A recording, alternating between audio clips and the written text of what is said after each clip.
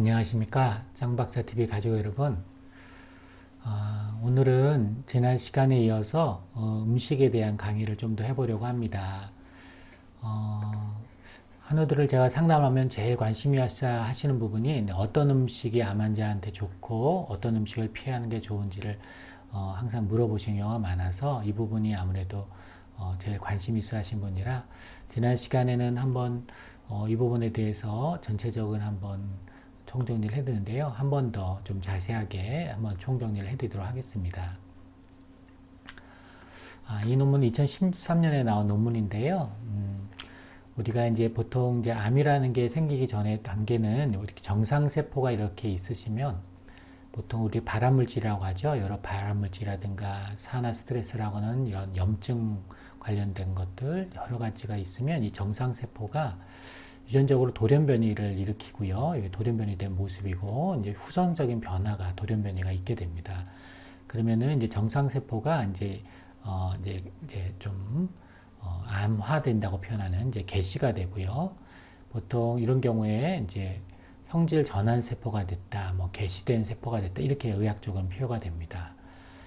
그래서 이것이 계속 이제 촉진하고 진행이 되면 우리 면역 세포들이 잘 얘를 없애주거나 또는 이것을 좀 완화해주지 못하면은 좀 과다하게 좀 확산되고 계속 유전적인 돌연변이가 되면 이제 면역이 암을 억제하지 못하는 단계까지 가는데 보통 이런 걸 암이라고 하죠. 악성종양 또는 진행암, 전이된 4기암 같은 경우는 전이암이라고 표현하는데 보통 여기서부터 여기까지 가지 못하게 하는 것들이 여러 가지 인체 면역세포가 있는데 면역세포를 도와주는 물질들이 있어요. 보통 식물의 이제 어떤 화학성분을 보통 파이토케미칼이라고 하는데 이제 야채나 과일에 많이 있는 내 몸에 이제 이런 염증을 이제 유발하는 이런 것들을 없애는 항염증 물질이나 항산화 물질들이 좀 들어가지면 훨씬 더 이제 암이 생기지도 않고 확산하지 않는 일이 되게 됩니다. 그래서 보통 이제 이렇게 되면은 이런 물질들을 통해서 이제 암이 이제 세포 안에서 자가포식이 일어나거나 세포가 분화되거나 또 암세포가 죽게 되는 세포가 자멸하는 스스로 이렇게 되는 일들이 벌어져서 다시 정상화되는 경우가 많이 발생하죠.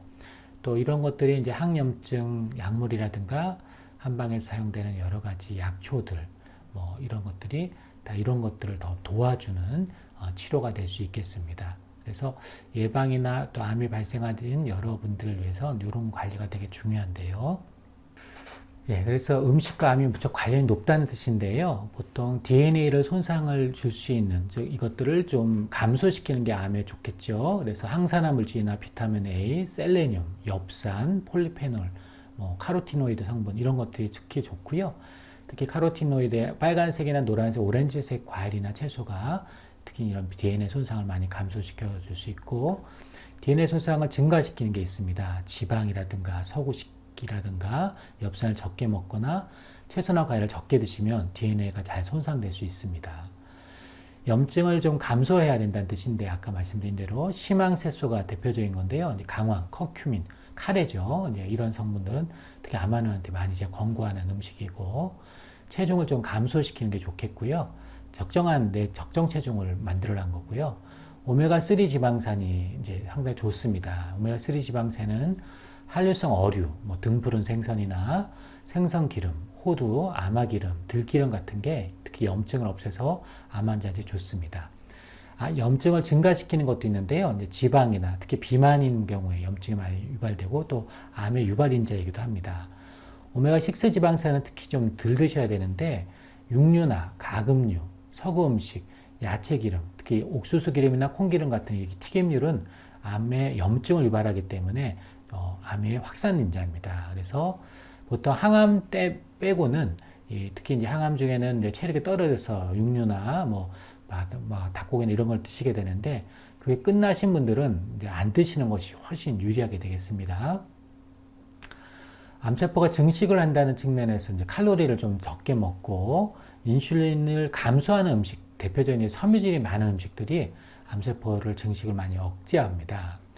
만약에 아까 이 위에 있는 음식들을 많이 드시면은 암세포가 증식을 할 수 있습니다. 지방이나 이런 것들을 또 음식을 너무 과다하게 섭취하는 것도 안 좋고 인슐린이 너무 높게 만드는 뭐 탄수화물이 정제된 뭐 이런 뭐 설탕류라든가 뭐 밀가루를 정제되지 않은 걸 먹는다든가 또 고기를 많이 계속 먹는다든가 이런 것들은 다 고인슐린 식품인데 얘네들을 먹으면 염증을 되게 만듭니다. 그래서 주의하셔야 되고 발암물질에 노출되면 안 되겠죠. 그래서 보통 일상요소, 이상요소라는 게 있는데 일상요소 같은 경우는 암을 일으키는 걸 유도하는 것들이 있기 때문에 얘를 억제해야 되고 발암물질 해독하는 것들을 강화하는 걸 이상요소라는데 대표적으로 이제 십자가채소가 속하고 여기에 있는 이소티오시아네이트라는 성분, 특히 이제 브로콜리라든가 양배추, 케일, 청경채, 무나 겨자 같은 게 상당히 도움이 됩니다.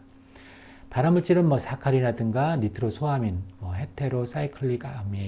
사이클로아민이라든가 곰팡이가 핀 곡류나 콩류 같은 것들은 발암물질이니까 피하셔야 되고요.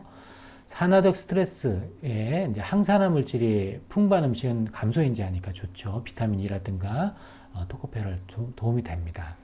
그에 비해서 이제 철분이라든가 지방, 오메가6 지방산이나 아라키돈산이 들어가 있으면 안 좋다는 얘기인데 되게 중요한 얘기입니다.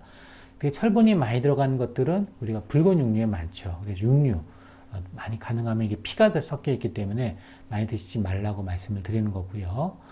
특별하게 빈혈이 이제 철분이 실제로 결핍되지 않은 이런 철분제를 많이 드시지 않는 게 좋습니다. 오메가6 지방산 아까도 말씀을 드렸는데 특히 그 안에 아라키돈산이라고 해서 염증을 많이 유발하는 음식이 있어요. 그래서 특히 계란 노른자나 소고기, 뭐 가금류, 소세지 같은 것들은 이런 염증을 유발하는 것들이기 때문에 가능하면 안 드시는 게 좋겠습니다. 호르몬은 이제 우리 호르몬 의존성 암이 있는데 뭐 유방암이나 난수암, 뭐 남성의 절산암 이런 것들이 있는데 이런 경우에 이제 섬유질이나 체중 감소가 특히 이제 감소인제가 이제 호르몬이 감소가 된다는 얘기고 특히 설파라판이 좋은데 십자가채소에 많습니다. 그래서 이런 게 좋고 또 콩류 그래서 이런 설파라판 계열의 어떤 것들은 특히 이제 유방암에 특히 좋고 절산암에 상당히 좋죠. 그래서 가장 효과 있는 이런 이상 유도체 중 하나가 설파라판이 알려져 있는데 특히 브로콜리 새싹에 상당히 많기 때문에 이런 호르몬 의존성 유방암인 경우에는 이런 것들도 많이 드시면 도움이 되겠습니다. 특히 지방이나 비만은 특히 호르몬을 가중하기 때문에 이런 거 증가하기 때문에 주의하셔야 됩니다.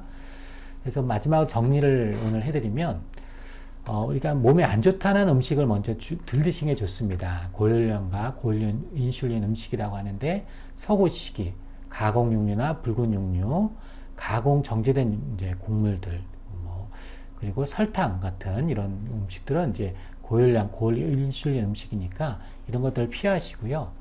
식물계원에 중점을 둔 건강한 식이를 하셔야 됩니다. 대표적으로 아까 말씀드린 항산화나 항염증 음식, 특히 매일 5차례 이상 다양한 채소하고 과일을 섭취하는 게 중요하고요. 자연 곡물을 선택하시면은 이런 것들이 암 발생을 억제하고 암 진행을 억제하는 것입니다. 자, 다 아시는 거지만 실천이 되게 어려우시죠? 그러나 암이 걸리신 분들은 특히 이런 부분을 더 신경 쓰시는 게 바로 자연치유 치료의 핵심이라는 걸 꼭 아시기 바랍니다. 오늘은 특히 여러분들이 관심이 있어야 한 음식에 대해서 한번 총정리해 드렸습니다. 다음 시간에